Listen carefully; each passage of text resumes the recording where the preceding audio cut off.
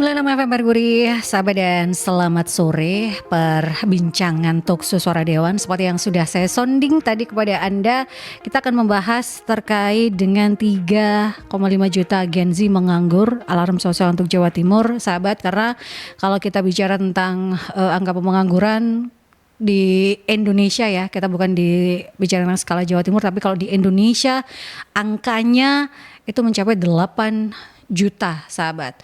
Dan ini banyak yang mengeluhkan, terutama kita banyak membaca di media sosial yang mencari kerja saja susah, kemudian giliran dapat ternyata tidak sesuai, bahkan tidak layak, tidak sesuai dengan istilahnya perkuliahannya dulu dan lain sebagainya. Angka pengangguran untuk sarjana pun cukup lumayan tinggi, di atas 1 juta, sahabat, dan penghasilan yang diperoleh juga tidak mendorong daya beli. Bahkan ada yang bilang yang sedang cari kerja kurang bersyukur. Nah, ini kan seperti banyak juga pencari kerja yang mungkin ada pilih-pilih atau lain sebagainya.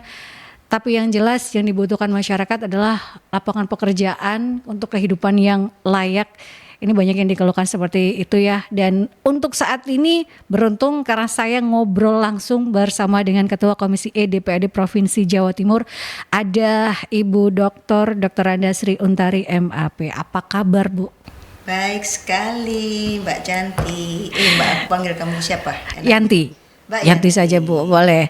Jayanti Mandasari. Saya YL, kalau di Jakarta ada BCL, Bunga Cerita Lestari, kalau saya Yanti Lestari. Kan cuman beda B. Iya. Bu, ntar kita Suaranya merdu. Iya, karena saya berhubungan terus dengan mic gitu ya. Kalau saya punya suara yang berpower, saya akan seperti Bu Untari gitu ya. Iya, Mbak ya. Bu, kalau kita bicara tentang data yang menyebutkan 3,5 juta Gen Z itu menganggur, itu Gen Z-nya saja. Untuk angka pengangguran sendiri di Jawa Timur seperti apa, Bu? Apakah memang kita mengalami hal yang sama seperti provinsi-provinsi lain, atau seperti apa kalau di Jawa Timur sendiri, Bu? Kalau menurut Bu Untari? Oke, jadi saya mendapatkan data yang bisa diakses terbaru. Ini tingkat pengangguran terbuka untuk sampai dengan Februari 2025. Memang sudah agak beberapa bulan, tapi kan biasanya BPS memang merilisnya itu 3 bulan sekali, 6 bulan sekali. Per trimester gitu, Bu ya? Ya, nah kita ini sebenarnya memang betul harus bersyukur. Karena kita tidak termasuk 10 provinsi dengan pengangguran yang sangat tertinggi di Indonesia. Saya bacakan data saya. Yang pertama Provinsi Banten, 6,68%. Kemudian Papua 6,48%.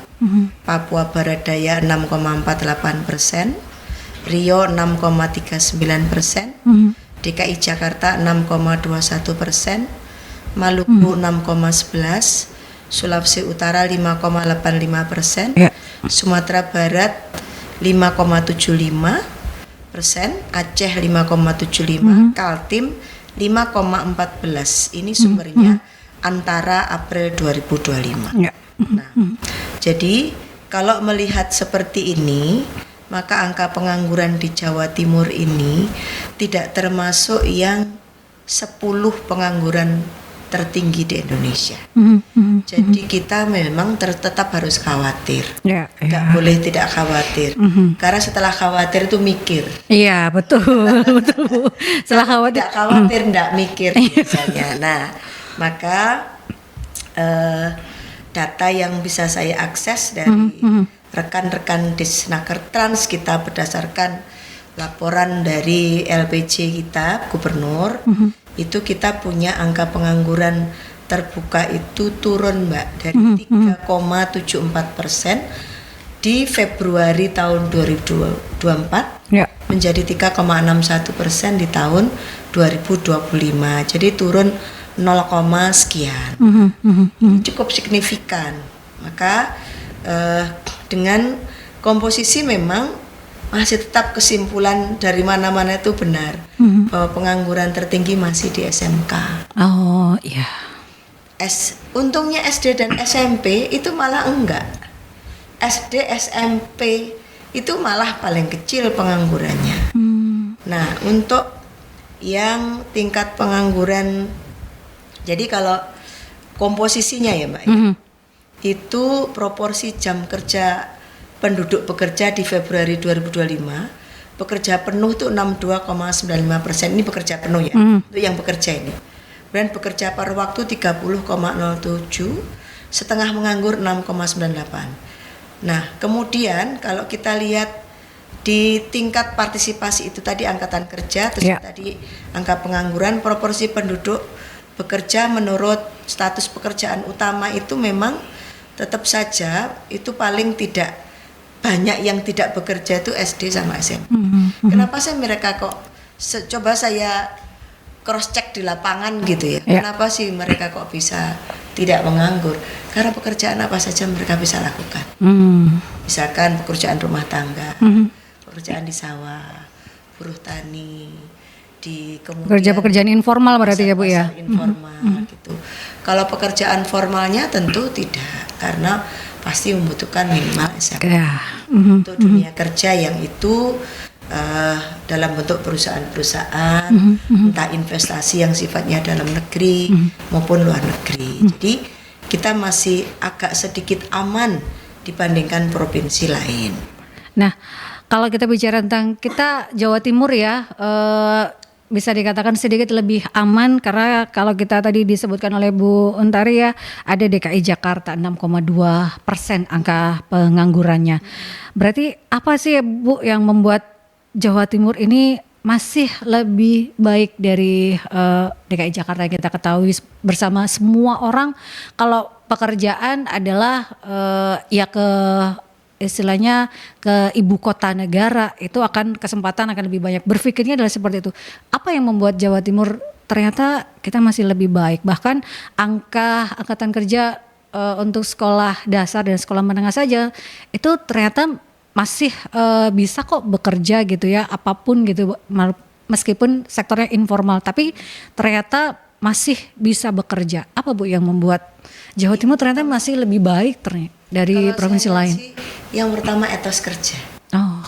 Sampai Gubernur Jawa Timur yang lalu Pak Dekarto bikin lagu yang Mars Jawa Timur tuh. Majulah Jawa Timur, bumi Majapahit. Rakyatnya bekerja keras luar biasa, Pancasila pandangan hidupnya. Jadi terpotret. Etos kerjanya orang Jawa Timur itu tinggi dan tidak pilih-pilih pekerjaan.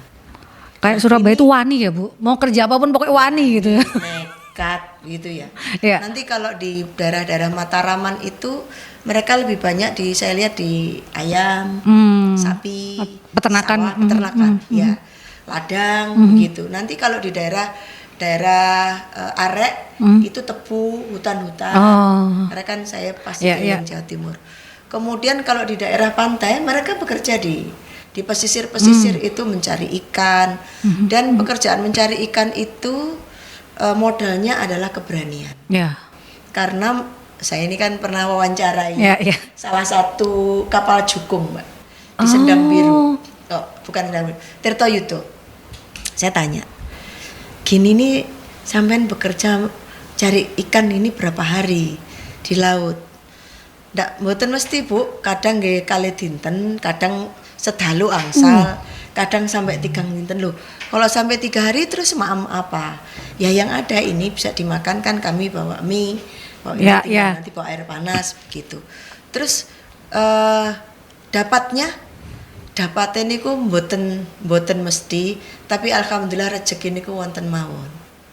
Ikan tuh kadang-kadang katanya mendatangi itu kayak itu pada saat musim ikan, dan mereka itu para nelayan tuh kadang Mbak mesaknya nggak pakai kompas, nggak pakai apa, hanya melihat bintang bintang di langit, lalu melihat bulan, lalu mereka melihat arah angin, kan nggak ada mesinnya. Nggak ada mesinnya mesin kecil. Iya, mesin untuk supaya jalan aja gitu, bukan. Jadi mereka itu melihat itu lalu kemudian datang dengan bawa ikan. Nah, di pelelangan itu kemudian mereka melakukan pelelangan dengan baik, dan bisa dipakai untuk ngurus keluarganya. Oke. Nah, di pesisir Malang Selatan saya melihat ada di Sendang Biru, di Tirtoyudo, di Tamban, itu hidupnya cukup baik. Terutama yang di Tirtoyudo, di daerah Pujiarjo, Sitiarjo, itu hidupnya baik. Karena saya bahkan waktu itu sebelum ada Koperasi Merah Putih, koperasi saya sampai mau invest untuk membelikan pom bensin mini. Ya, Karena untuk saya kebutuhan turun nelayan. ke lapangan, mendengarkan keluhan para nelayan, mereka susah mencari solar. Nah, nyari solarnya harus ke Turen. Perjalanan dari Tirtoyudo ke Turen tuh jalan liku-likunya ini yang nggak nguati. Nah, tapi kemudian ada program Koperasi Merah Putih, ya akhirnya investasi kami ya sudahlah biar Koperasi Merah Putih yang investasi. Nanti kalau misalkan membutuhkan kerjasama dengan nelayan kita jalan. Nah, Ya. ini nelayan melaut, kemudian Tegalnya itu ditanemin pisang, ditanamin cengkeh, ditanamin kelapa. Jadi mereka hidup di desa itu dengan uang sedikit mereka bisa. Itu yang saya bilang SD, SMP pun akhirnya tingkat pengangguran terbuka untuk SD, SMP itu kecil. Karena mereka itu jalan dengan berbagai kerjaan apa saja bisa. Karena optimisme mereka tinggi ya Bu yang ada Etos pada- kerjanya ya. yang tinggi itu. Itu kan keren, Mbak. Ya.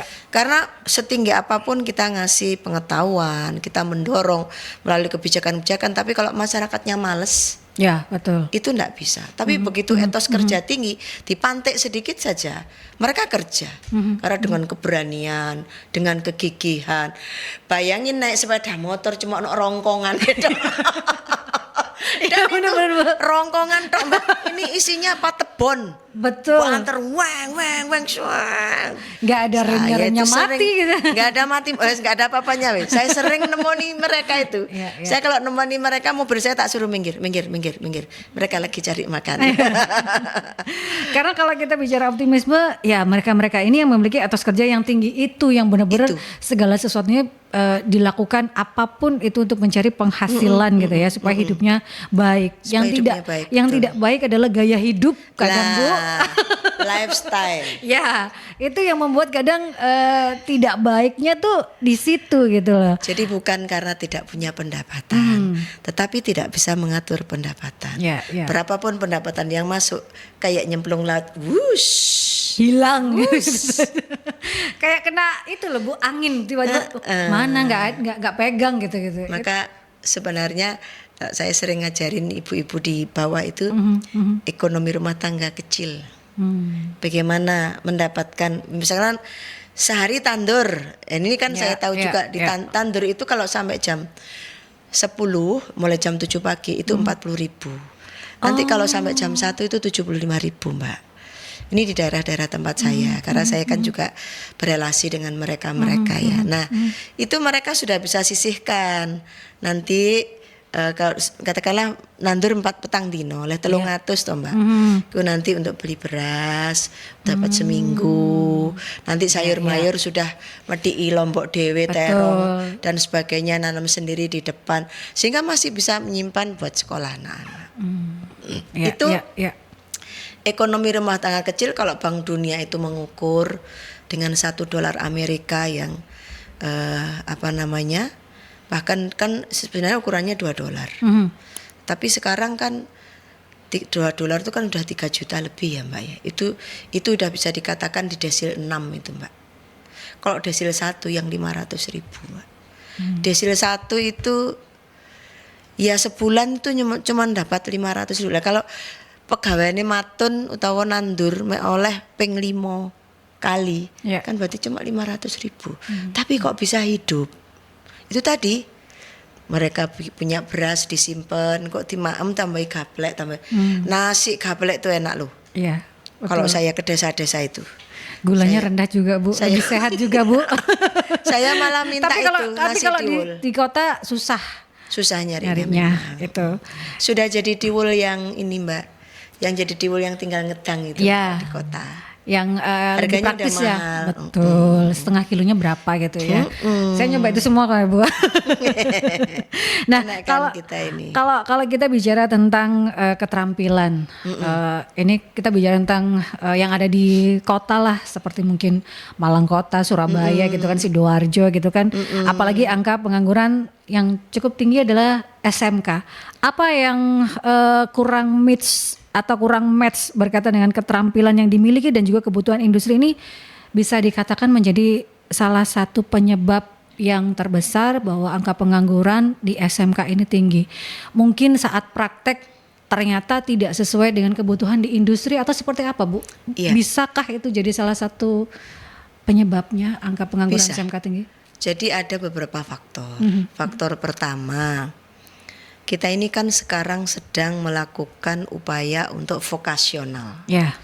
Nah, vokasional itu moratoriumnya 30% SMA, 70% SMK.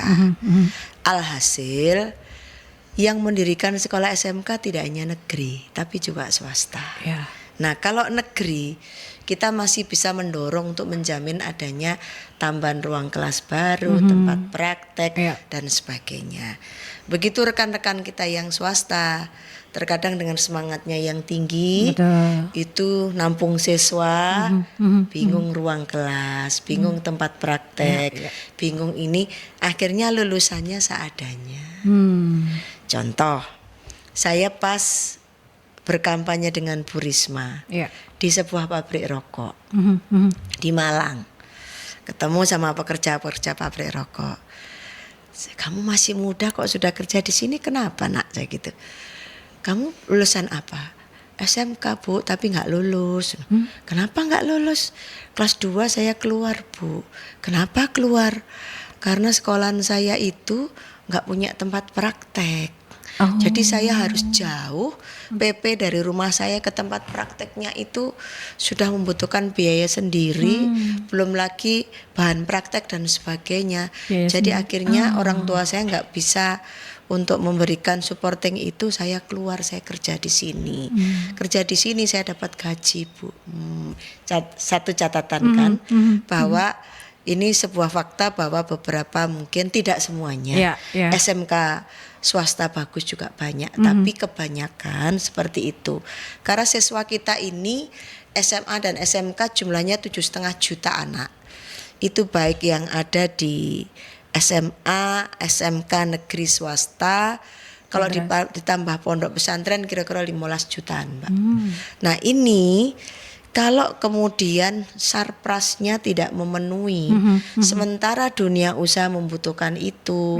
Contoh misalkan pabrik pengalengan udang, dibuatlah di misalkan di mana pesisir, Muncar sana gitu Banyuwangi. ya, Banyuwangi. Tapi kemudian SMK di situ tidak memiliki lab maupun berbagai peralatan untuk bisa membuat anak-anak ini lolos uji dalam rangka untuk sekolah di urusan pengalengan udang, pengalengan ikan. Nah, inilah yang kemudian kami mendorong kepada pemerintah provinsi untuk bisa memberikan izin dalam minta ke Deknas, kita memberikan rekomendasi dan memintanya kepada pemerintah pusat itu harus dengan rincian-rincian izin yang jelas. Karena supaya tidak terjadi ini. Ini kami dorong seperti itu dan kenyataannya memang masih banyak terjadi. Nah, sehingga kalau SMK diharapkan untuk bisa memenuhi kebutuhan tenaga kerja, tapi tempat praktek, sarpras, alat, bahan semuanya itu membutuhkan biaya yang tidak murah. Akhirnya banyaklah pengangguran dari SMK. Di samping faktor vokasional tadi, jumlah anak SMA dan SMK lebih banyak SMK. Ini Mbak. Lalu itu yang pertama itu. Yang kedua, kebutuhan tadi sudah dengan Dudi ya, dunia usaha dan industri. Terkadang juga tempat prakteknya anak-anak ini tidak sesuai juga dengan kebutuhan ketika dia jurusan administrasi perkantoran. Tapi kemudian dia prakteknya di kafe begitu. Kan nggak cocok.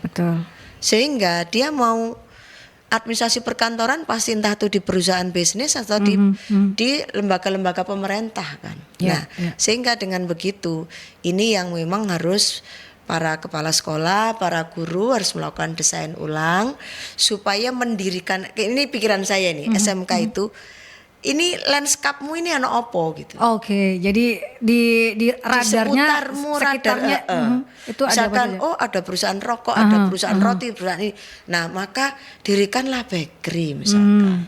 Dirikanlah tempat-tempat untuk bisa bikin caos apa-apa dan jadi jangan asal bikin IT. Nah, ternyata di lingkungannya nggak ada. Betul. Nah, terpaksa kita juga harus yang ketiga memenuhi untuk selera pasar internasional. Misal kayak dari Jepang, Hong Kong, Taiwan, Malaysia, Brunei, ini membutuhkan tenaga kita, tapi untuk nurse, Betul, kesehatan. dan juga kerja di industri pedesaan. Nah, ini juga kurang. Maka harus dirancang. Saya sarankan pada Dinas Pendidikan untuk merancang permintaan internasional seperti apa 5 tahun ke depan di RPJMD kemarin. Kemudian permintaan dalam negeri kayak apa. Kita mulai dari pulau kita dulu, Jawa Timur dulu. Setelah itu Pulau Jawa dan eksternal. Nah, kalau ada rancangan semacam itu, berarti kita harus ambil jurusan SMK sekian, jurusan ilmu pengetahuan ini sekian, ini. Akhirnya nanti katakanlah yang namanya perhitungan tuh kalau meleset 10% itu no problem lah, daripada melesetnya 70%. Nah, repot Bu. kalau melesetnya 70 itu repot ya. Onggone mek 100 Nah, meleset bertumpul. melesetnya 70 jadi Nek mana gak situ dadi juara. iya. Ini ternyata yang pembahasan ini yang sebenarnya ya yang kita butuhkan ya sahabat, bahwa kita membedah apa sih yang membuat SMK ternyata tinggi. Nah, itu tadi apa yang ada di radar di dekat sekolah tersebut itu yang harus belum terpindai dengan baik gitu ya. Tadi Kalau yang dipindai, keren itu. seperti yang dikatakan, seperti kalau di Banyuwangi itu banyak industri pengalengan ikan. Ya, dibentuklah jurusan-jurusan yang memang sesuai dengan industri yang ada di daerah tersebut.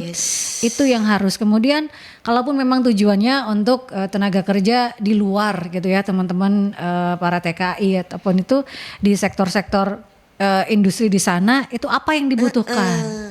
Nah, itu ini Mbak, mental kita juga lagi. Ya. Jadi ini pengalaman. Di Desnaker yang kami sudah ngobrol, sudah ngecek sebagai bentuk pengawasan kami. Anak-anak kita itu butuh dikuatin mentalnya. Betul. Jauh dari orang tua. Karena ketika sudah terampil, tapi selalu ingat-ingat rumah. Jaluk mulai Mbak Melayu.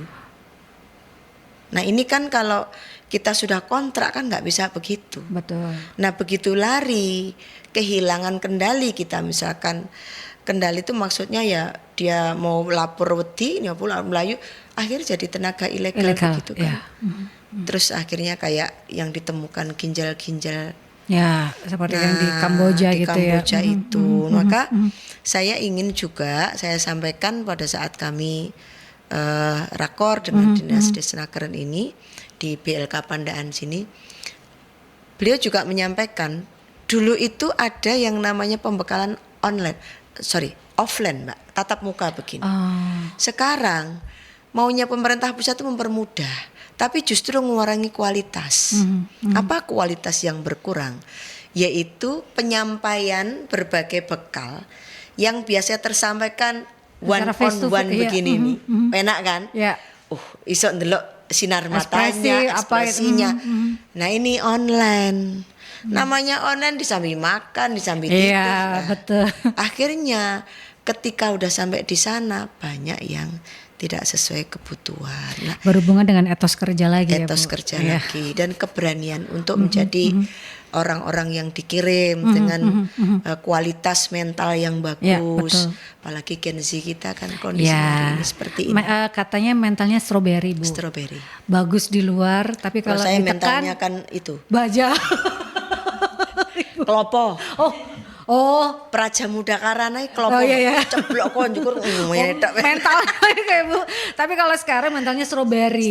Bagus di luar, tapi kalau ditekan. Jadi pelajaran pramuka itu kalau saya menurut saya itu harus tetap terus dikasihkan ke anak-anak kita biar enggak mental strawberry, tapi mental pramuka itu. Kelapa itu tadi ya Bu ya. Kelapa itu loh. Dia bisa jadi bibit, bisa jadi gelepung, bisa jadi santan, bisa jadi gluko. Kalaupun sudah usia diperasnya pun makin santannya tambah keren. Batangnya aja jadi rumah, daunnya jadi atap. Dan tadi mantan ya butuh jamur. Kita ke jeda iklan terlebih dahulu, sahabat, tetap stay tune di perbincangan Talkshow Suara Dewan bersama dengan Dr. Anda Sri Untari MAP, beliau Ketua Komisi E DPD Provinsi Jawa Timur terkait dengan tema 3,5 juta Gen Z menganggur, alarm sosial untuk Jawa Timur. Anda bisa bergabung, sharing bersama dengan Ibu Untari di line telepon 5620096 atau di WhatsApp call dan juga WhatsApp Messengers di 08173096 sahabat ya. 96 FM Mercury, sahabat, masih di perbincangan sore kita kali ini bersama dengan Dr. Anda Sri Untari MAP, Ketua Komisi E DPD Provinsi Jawa Timur. Perbincangan off air ternyata semenarik itu ya, kalau kita bicara tentang 3,5 juta Gen Z menganggur, alarm sosial untuk Jawa Timur, kita bicara tentang etos kerja, kemudian optimisme mental yang utama. Kalau memiliki mental fighting spiritnya luar biasa, mau digembleng, mau jatuh seperti apapun, ya tadi dikatakan oleh Bu Untari sebelum jeda adalah mentalnya itu harus mental kelapa. Kenapa? Kelapa jatuh dari berapa meter itu tidak, kalau bahasa Jawa ini nggak benjut, nggak apa gitu ya Bu, masih aman itulah. Tapi generasi sekarang kebanyakan adalah dikatakan generasi strawberry. Bagus sih di luarnya, cantik, tapi saat kena tekanan sedikit aja dia sudah istilahnya rapuh sekali sahabat ya. Dan ini ada pertanyaan yang sudah masuk Bu Untari di WhatsApp Messenger di 08173096 dari Ibu Anita di Surabaya. Bu, tapi data yang ada ini juga harus menjadi warning bagi Jawa Timur Bu, berkaitan dengan angka pengangguran. Ini kalau tidak ada antisipasi pasti akan terjadi juga di Jawa Timur. Kemudian apa yang dilakukan oleh Komisi E berkaitan dengan hal ini, Bu Untari? Jadi kami sudah memitigasi itu. Mulai kita di KUA PPAS tahun 2024 kemarin, karena kami sudah melihat pengangguran waktu itu PHK tertinggi itu tahun 2024. Jadi jumlahnya hampir 8.000 lebih. 2023 itu 4.000 sekian, 2025 baru 461. Ini data yang resmi masuk itu asalnya dari seluruh kabupaten kota di Jawa Timur. Alhamdulillah gitu loh ya. Karena saya juga khawatir banget dengan adanya PHK yang kemarin diawali dengan Seritek itu. Betul. Maka kami segera melakukan mitigasi apa yang harus kita lakukan. Maka kita perluas 16 BLK yang ada punyanya Provinsi Jawa Timur ini untuk melakukan pelatihan kerja yang bersifat keterampilan. Ada barbershop, ada las, ada bakery, ada kue, ada listrik, ada macam-macam yang semuanya itu gratis. Tinggal nanti kalau ada pembukaan silahkan mendaftar di masing-masing itu, sehingga nanti kalau misalkan pas diputus hubungan kerja di sini, coba melatih di situ, nanti juga sebagiannya ini memang ada ditambah dengan peralatan, tapi sebagainya tidak, karena memang ada efisiensi. Nah kemudian kita juga melakukan job fair itu.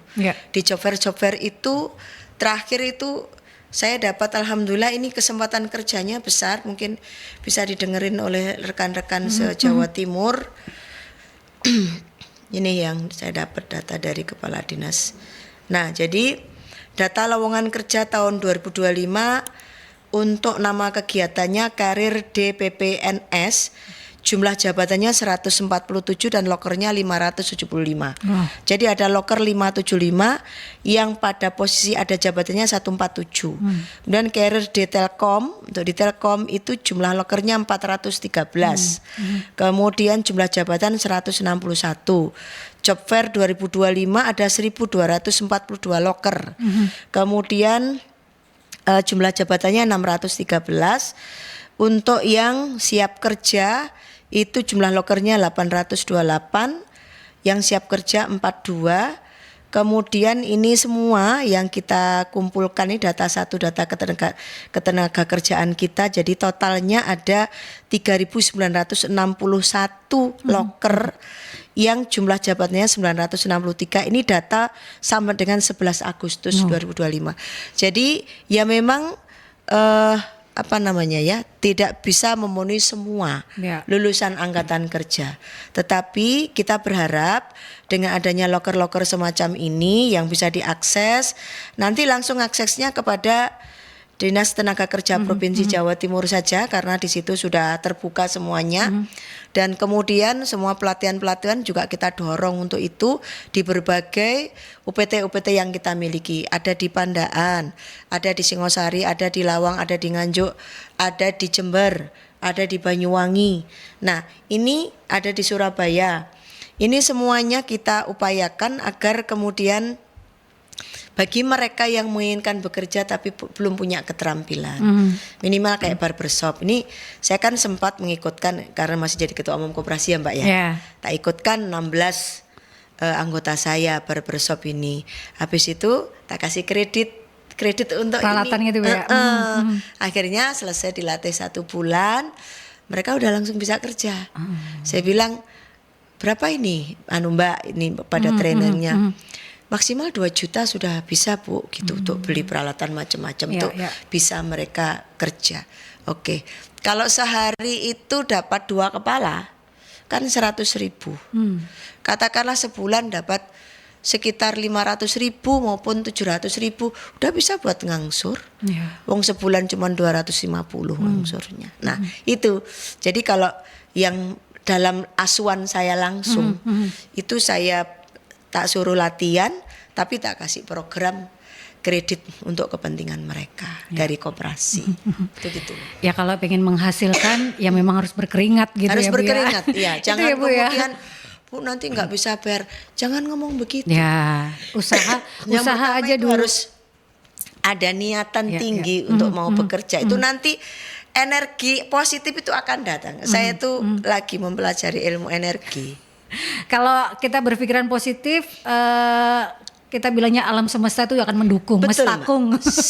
Serius, ini jangan dianggap itu omongannya bualannya tukang apa tuh namanya orang-orang nyari kerjaan lewat motivasi. No. Jadi Allah itu menciptakan semuanya gratis di muka bumi termasuk energi. Nah maka sikap kita menurut saya, kalau saya tiap hari berpikir positif aja. Walaupun luwe. Lah saya gitu Mbak, walaupun luwe aku berpikir positif. Oh nek sing ngederi panganan. Iya. Saya tadi pulang dari ini kan habis acara kegiatan, dengan Dispora. Kebetulan di sana nggak sempat makan. Tiba-tiba saya mau ganti tadi di fraksi. Aku luwe, biasanya wis gak ono apa-apa. Tertinggal pisang godok 1. Ya Allah Mbak, subhanallah rasanya enak pisang godoknya.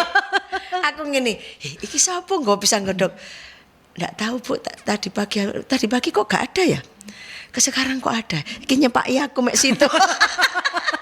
Aku langsung warek rene Mbak. Siangnya terlihat Bu, karena waktunya memang lama. Tapi keren loh Mbak. Iya betul. Pisang godok enak. Ini ada pertanyaan lagi Bu dari. Sederhana saja loh, bahagia itu. Betul. Makan pisang godok nus bahagia. Ya itu tadi ekonomi rumah tangga kecil. Jadi semuanya dilihat nggak usah terlalu yang berlebihan gitu ya. Ini ada Mas Rio atau Pak Rio ini ya, yang cukup mengkhawatirkan kita Gen Z kebanyakan saat ini mengandalkan konten kreator Bu. Cita-citanya banyak jadi konten kreator atau apapun itu. Yang menjadi persoalan, konten kreator kan pasti ada eranya, ada masanya. Apakah yakin kita bisa menuju Indonesia Emas 2045 kalau generasi kita itu pengennya kemudahan? Saya itu tergolong orang yang selalu mengikuti perkembangan teknologi. Bahkan saya sudah membaca pemiliknya Alibaba udah nggak mau lagi main di teknologi. Betul. Dia main di pertanian. Pemiliknya Facebook begitu. Kenapa? Karena ada 4 pekerjaan yang tidak bisa digantikan oleh AI. 1 pertanian, 2 industri makanan, 3 melahirkan. Orang menikah itu enggak bisa ganti AI. Iya. Jadi industri yang berkaitan dengan rumah tangga itu akan abadi. Nah, maka kalau urusan-urusan kayak gini dengan konten nggak apa-apa. Kalau saya masih mendorong sebelum mereka mendapatkan pekerjaan yang istilahnya Boso Jawa ini manggrok ya Mbak ya. Settle lah. Settle.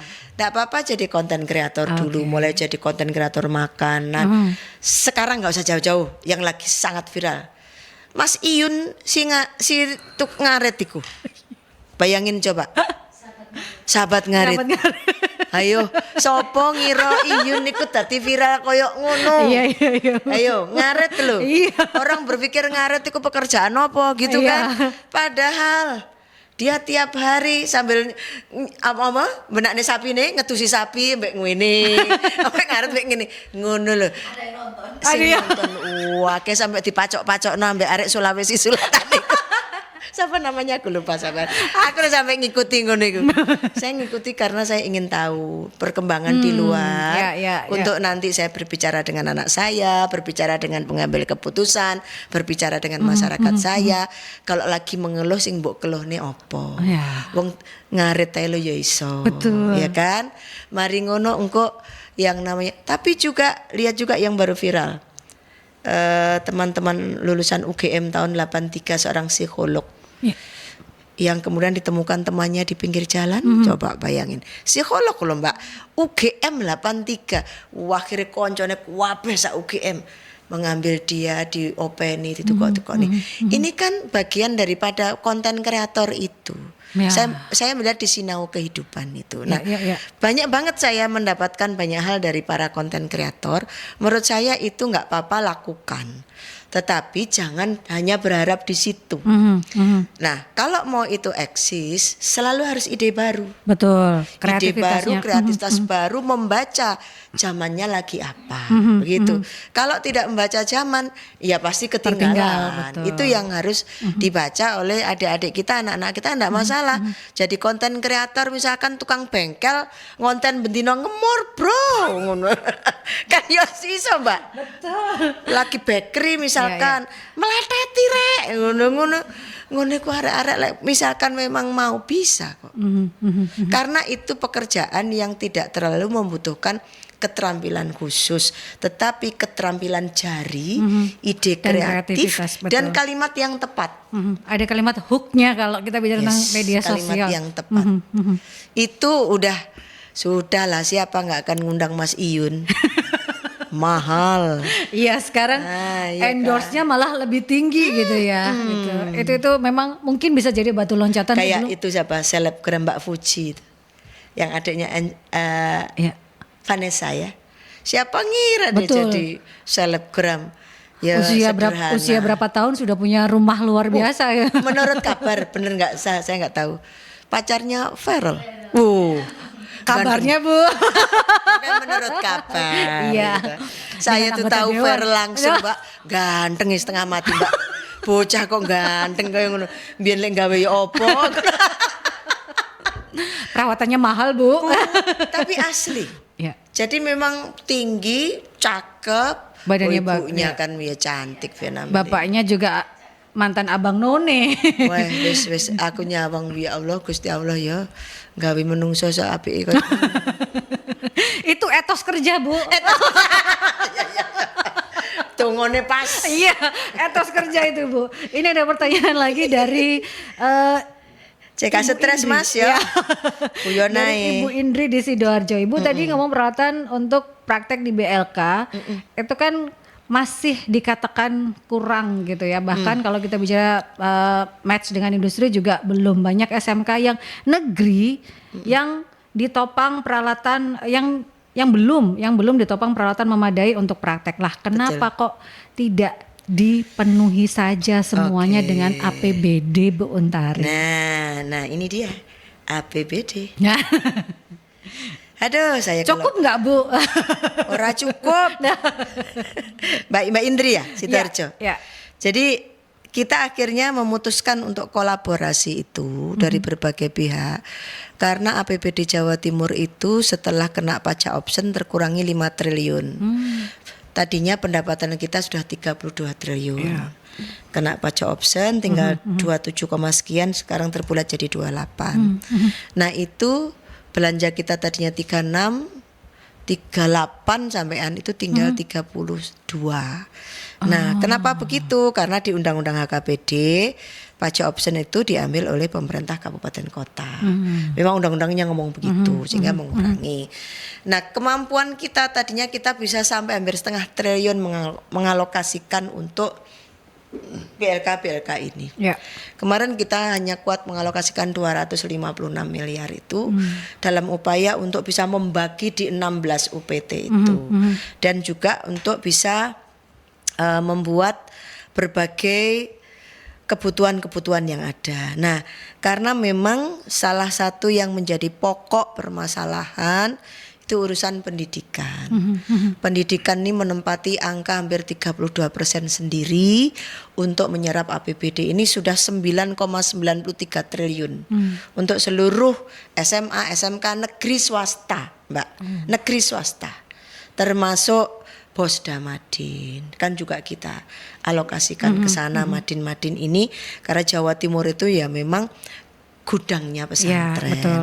Jadi kita harus mengerti juga. Nah, maka kekuatan masyarakat itu sesungguhnya jauh lebih kuat daripada pemerintah. Apa? Nanti kalau Mbak Yanti Preso ya, ini misalkan ini Surabaya aja, Surabaya ya. APBD Kota Surabaya itu 11, sekian triliun. Tetapi kekuatan perputaran produk domestik brutonya Kota Surabaya itu hampir 20 kali lipatnya APBD Kota Surabaya. Wah. Contoh sekarang yang Jawa Timur ya, saya ambil triwulan 1. PDRB Jawa Timur triwulan 1 itu 819 triliun. Padahal uang kita triwulan 1 itu baru 1/3 dari total kita kemarin pendapatan baru dapat berapa? Dapat 30% dari 28 triliun. 1/3-nya 28 itu berapa Mbak? Cuman kan 7, 8, berarti 9. Ini 819 perputarannya. Artinya apa sesungguhnya? Masyarakat kita tuh kuat. Kuatnya masyarakat itu karena masyarakat etos kerjanya tinggi.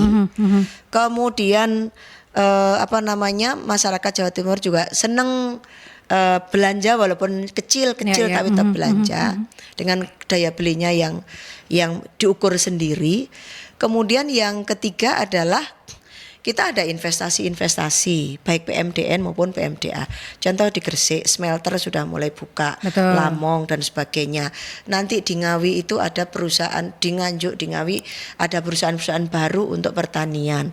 Nah, kekuatan-kekuatan inilah yang mempengaruhi rakyat kita. Oleh karena itu maka butuh kolaborasi.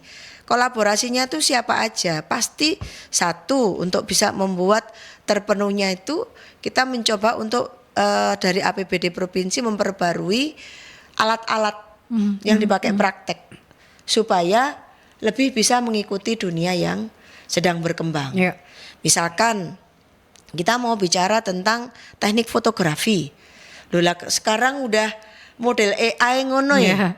Terus kalau kita nggak punya gimana? Nah, itu contoh paling sederhana aja. Kemudian peralatan bikin kue. Kalau bikin kuenya itu sudah dengan tenaga canggih, masa kita masih peletet masih manual gitu ya. Sehingga kita punya kolaborasi dengan berbagai pihak, peran strategisnya itu agar kemudian semuanya ikut. Nah, untuk bisa seperti itu kita membutuhkan 1, dunia kerja, 2, dunia usaha, 3, mereka orang-orang kaya yang mereka sudah punya segalanya. Kemudian gimana caranya CSR-nya dari perusahaan mereka itu disumbangkan. Kemudian yang keempat, perbankan Jawa Timur sendiri. Yang kelima, saya tadi sudah sampaikan di rapat koordinasi dengan Dispora. Ini apa kaitannya dengan Dispora? Kaitannya adalah sama-sama untuk kepentingan mendorong perputaran proses ini. Himbara, himpunan bank negara, lalu himpunan bank swasta. Ini kan ada. Iki diajak bareng, dikolaborasikan. Siapa eksekutornya? Eksekutornya tentu saja pemerintah provinsi. Maka dibutuhkan SDM pemerintah provinsi yang jemput bola, yang mau kiter lho Mbak basa Jawane ku ya. Mlaku mencari komunikasi hubungan-hubungan terus bagaimana caranya supaya apa yang kita butuhkan tuh akhirnya terlengkapi juga. Nggak bisa pemerintah sendiri. Pemerintah regulator. Maka saya selalu menyarankan kalau kita bukan hanya saran kalau bikin perda kan kami sendiri. Kalau kami mau bikin perda saya bilang if I were you, nih aku jadi kono.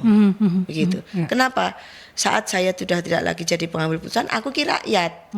Aku yo kaya ngono kuwi mau, piye carane rakyat itu tidak berat ditoto, diatur, tetapi bukan memberatkan. Makanya saya sangat tidak setuju ketika ada kenaikan retribusi, kenaikan pajak. Makanya kemarin kok katanya sembuaran kata dipajaki karo Ibu Menteri Keuangan. Saya bilang, "Ya Allah, apa meneh sing." Loh, ada yang bilang nanti nikah pun ada pajaknya. Lah ya ini. Aku Mbak kata nikahan anakku are. Nah. Itu tadi gitu ya. Kita ke jeda iklan ya, sahabat. Untuk Pak Danang, sabar, nanti pertanyaan akan saya bacakan setelah jeda iklan berikut ini ya. Nama FM Merkuri, sahabat, masih di perbincangan Talkshow Suara Dewan. Tidak terasa tinggal satu sesi Bu. Wah ini perlu dijadwalkan ulang untuk ngobrol lagi gitu ya, sahabat, bersama dengan Ibu Untari ya. Supaya lebih lagi kita menggali karena banyak fakta gitu yang baru kita ketahui. Ternyata kalau kita bicara tentang pengangguran, sebenarnya kalau kita bicara tentang slow living, kita bicara slow living di daerah, ya mereka baik-baik saja, fine-fine saja, karena mereka slow living. Tapi kalau kita yang berada di perkotaan, ya kita menghidupi gaya hidup itu tadi, menghidupi gaya hidup itu tadi yang membuat ya kebutuhan semakin tinggi atau kosnya tinggi. Itu yang kita bicarakan. Ini ada pertanyaan dari Pak Danang.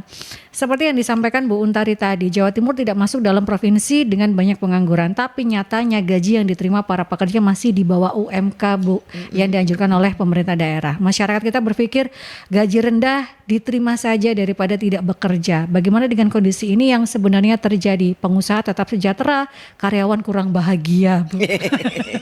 Iya, ini perlu pengusaha yang memiliki jiwa Pancasila kalau menurut saya. Karena sebagai dalam keseharian saya kan juga mempekerjakan banyak orang. Ada hampir 500 orang di koperasi saya yang di kantor tuh sekitar 87, lalu di lapangan gitu tuh saya tuh sebelum mereka ngomong gitu tuh saya tuh udah ngukur sendiri. Tak tanya mesti gitu. Ngene iki piye lek munoto gitu. Tak tanya gitu. Gini cukup enggak Nak? Gitu. Dicukup-cukupkan Bu. Oh ya. Berarti lah ditambahin begitu kamu mau? Ya mau. Nah itu karena saya dulu ya mulai cilik diwai pengetahuan Pancasila ya. Jadi akhirnya peri kemanusiaannya itu kepake begitu. Nah maka menurut saya yang pertama itu memang ya di apa-apaan rasa syukur harus lebih dulu. Berapapun kita terima. Iya. Tetapi saya meminta pada teman-teman pengusaha penuhilah hak-hak pekerja. Maka saya statement di Hari Buruh itu tanggal 1 Mei. Pekerja ini bukan bawahan loh ya. Tapi mitra. Seorang pengusaha punya duit, punya semua sarpras, tapi gak ono sing ngerjani, apa bisa? Apakah semua robot bisa mengerjakan itu? Enggak. Apakah semua robot akan bisa ketika pengusaha ini artinya susah pengen dihibur, apa robotnya iso datang tuh? Enggak bisa. Maka harus ada yang namanya penguatan di dalam pengawasan ketenaga kerjaan agar perusahaan-perusahaan yang terdaftar itu Disnaker terus-menerus melakukan pengawasan. Ini kalau saya lihat di Disnaker provinsi itu ada 59 tenaga pengawas yang memang sebenarnya kurang. Harusnya itu disebar ke seluruh provinsi, minimal satu kabupaten kota dengan misalkan kayak kota Surabaya dengan penduduk 3 juta lebih. Itu paling nggak wong 10 gitu nih. Untuk melakukan checking pengawasan bagaimana kesejahteraannya. Nah itu 6 bulan sekali didatangi, dicek, nggak usah ngomong kalau mau datang. Namanya inspeksi gitu ya. Iya, nggak usah ngomong. Begitu mulai dari depan satpam, tanya dulu gitu. Kita urut teknisnya gitu. supaya kemudian jadi pengawas kok dihapusi ya karo pengusahane ya. Nah. Kan gini Bu. Nah, ayo we repot mana lek ngene iku. Mak plek iku mau. Maksudnya tos. Nah, jadi hilangkanlah budaya mak tosnya itu. Supaya rakyat kita ini bisa mendapatkan penghasilan yang cukup. Nah, sehingga menurut saya tidak akan pernah rugi perusahaan itu. Ya. Dengan memakmurkan para pekerjanya tidak pernah rugi. Yang rugi kalau dimakan sendiri. Yakin saya. Tapi begitu pekerja diajak ngomong, ini loh penghasilan kita seperti ini, saya punya cita-cita begini, tapi ini kok belum bisa begini, ditunggu ya kita beberapa bulan lagi. Itu mereka nggak akan pernah demo, nggak akan pernah protes. Karena apa? If I were you, Ya. nek aku ndek gini posisimu. Betul. Ngono Mbak. Nah, mari ya. kita ciptakan pengusaha-pengusaha demikian melalui pembinaan mental keagamaan, melalui pembinaan pemerintah. Dan ndak kena ya dikerengi lewat catatan pengawas itu tadi. Ya. Sekarang loh apapun pengusaha sak melarat sik tetap bisa makan dengan baik. Betul. Tetapi pekerja begitu tidak punya pekerjaan, tidak punya perlindungan kerja, ya mereka sudah wassalam, tidak bisa maem. Kalau tidak bisa maem itu artinya membebani orang tua. Lek sing duwe marotua balik nang marotuane, balik nang wong tuane. Wong tuane pisan gak duwe terus nang ndi coba. Itu maka harus Disnaker provinsi saya minta untuk mengetati perusahaan-perusahaan supaya UMK itu dipenuhi. Sudahlah, jangan mengejar keuntungan terlalu tinggi. Wong urip ning donya ae lho. Engko yo bakal masih kuburane ombone sak hektar iku lho gak digawa bondone. Cuman 1 kali 2 aja gitu ya, Bu. Wes gitu. Itu saya himbau seperti itu, rekan-rekan serikat pekerja juga bisa memberikan advokasi kepada rekan-rekan kita, para buruh kita. Nanti kalau misalkan ada perusahaan-perusahaan yang nakal, laporin ke Komisi E, saya tunggu. Ya. Tak tunggu wis. Saya senang sekali kalau ada problematika. Curhatan seperti apa gitu ya bagi sahabat-sahabat Merkuri berkaitan dengan mungkin Bu ini tidak sesuai, sudah bekerja puluhan tahun gitu ya. Tapi masih ada ini Tapi gitu. ojo koyok ngene, ini pengalaman lihat PTKK. Apa Bu? Diterima kan. Terus di salah satu fakta itu siap ditempatkan di seluruh Jawa Timur. Aduh titik nangis. Laporan nang Komisi E. Aku yang guyu. Loh kan strawberry Bu. Balik lagi etos kerja mental itu tadi Bu. Saya bilang pilih nyambut gawe apa pilih Pak kerja? Ya pilih kerja tapi yang dekat rumah. Yo repot ya gitu. Itu tadi mental dan etos kerja menjadi hal yang penting kalau kita pengen menurunkan angka Ingat loh Mbak, pengangguran. Jepang sama Korea itu sama Cina itu etos kerja loh. Betul. Thailand Betul. etos kerja itu. Lah ayo kita masih mereka dibilang bukan negara Islam, tidak seiman dengan kita, no problem. Lihat etos kerja. Betul. Karena bangunan etos kerja itu menentukan bagaimana kekokohan masyarakat. Padahal semua agama kan nyuruh kita sregep nyambut gawe. Betul Bu. Tidak ada kata menyerah. Nggak ada. Ya. Tapi ya aku mau, males. Betul, maunya yang instan, yang praktis. Karena kalau kita bicara secara Gen Z, mereka lahir dengan teknologi Bu. Iya, Itu. Terakhir Bu, sebagai closing statement, meskipun kalau sampai jam 6 nih bisa nih. Senani Masari.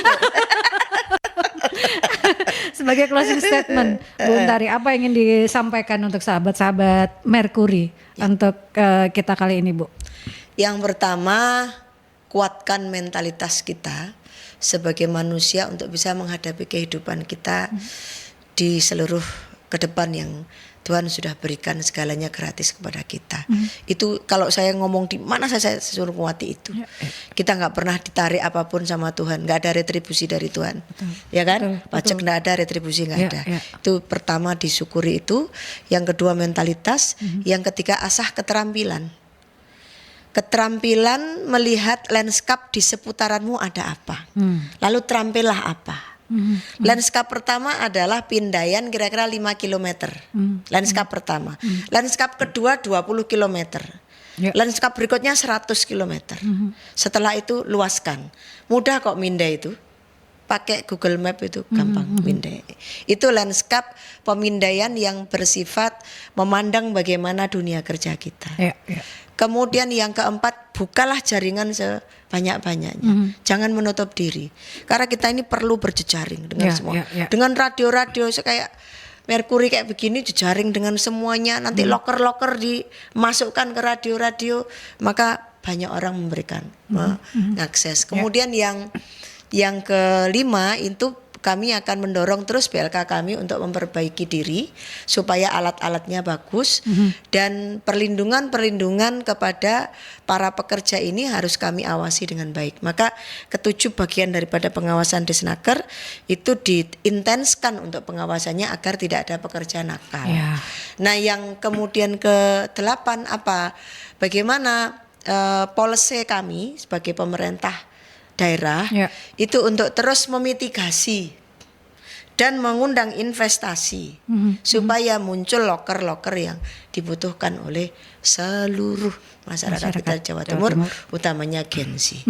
Mergo wis songo wis mari ya, Mbak. 9 jurus ya dari Bu Untari itu ya, sahabat, dan semoga ini bisa membuat kita lebih optimis dan lebih bersemangat. Lain kali kita bisa ngobrol lagi. Ya, betul. Lebih intens untuk kita melakukan pemetaan bagaimana peran strategis kita, misalkan bicara tentang PMI. Nanti kita bicara PMI ya, Mbak ya. Itu kan pekerja juga migran. Pekerja migran itu juga opportunity gitu ya, Bu. Opportunity banget. Jawa Timur itu yang terbanyak. Baik itu di sektor formal maupun juga informal. Formal pun sekarang lebih banyak diminati ya, sahabat, untuk WNI kita atau para pekerja migran Indonesia ini.